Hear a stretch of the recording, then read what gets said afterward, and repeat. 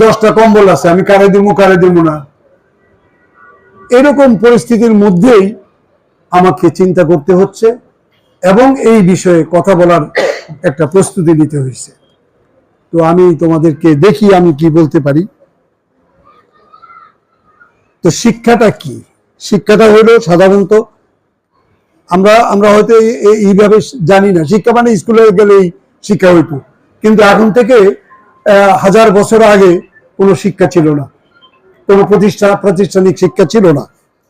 তো শিক্ষা হলো একটা সাধারণ অনুভূতি এবং উপলব্ধি, যার মাধ্যমে মানুষের লক্ষ্য, চেতনা, অভ্যাস এবং সংস্কৃতি, আচার আচরণ এক প্রজন্ম থেকে আরেক প্রজন্মে বয়ে নিয়ে যেতে পারে, সেটাকেই বলে শিক্ষা।